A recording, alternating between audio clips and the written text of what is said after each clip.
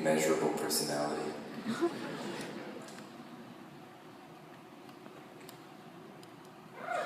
But I was also thinking about how isolating that could be.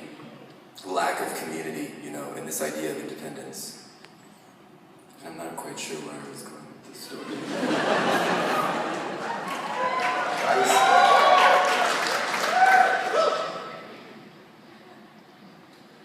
I was thinking about also the idea that there are as many manifestations of life and the uniqueness of life, individual people, individual snowflakes. There's also as many manifestations of death, that not just in the occurrence and the event and all its unique permutations, but also in how it affects those who survive the dead. And then we're left to sort of contemplate and deal and grieve and kind of carry that with us, and it's always sort of our own individual, unique, sort of isolating experience. And grief itself works in tandem and also has that kind of strange, unique, sort of immeasurable and almost like abstract kind of weight that it carries on each of us in very, very different ways.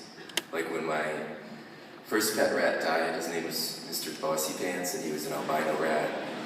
And in my sorrow, I developed an addiction to Twizzlers.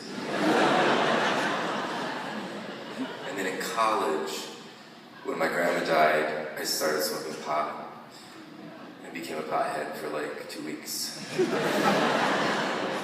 was different, you know, every time. And then every time I would lose something or grieve something, I would find that it wouldn't go through those sort of orthodox stages of grief. It was always kind of like manifesting in some weird, dysfunctional, eating disorder kind of way. And I think that's okay. To just be prepared for anything. And I also found that in my grief, the worst thing I could do would be to isolate myself from everyone else, because I felt that it was my own thing, it was my own independent experience, and that no one else could understand it. And I would sort of suffer boldly and immaculately, like a proud American, take to a leaf and keep it moving. But I don't think it has to be that way, because I think there's a community of experience in grieving that you can share. Even if you can't really sympathize or empathize, there's still a shared understanding.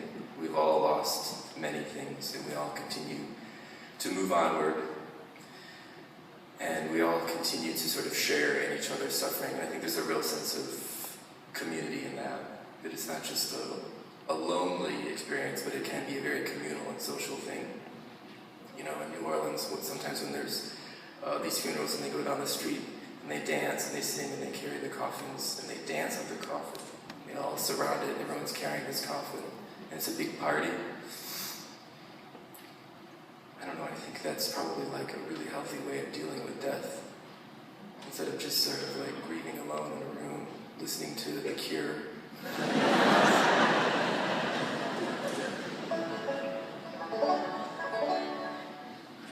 Those are just some random thoughts.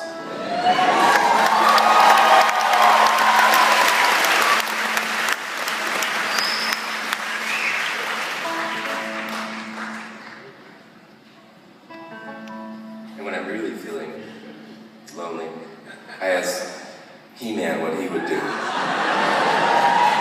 And he's just like, I just fuck some shit up when I get this sad. I just fuck shit up.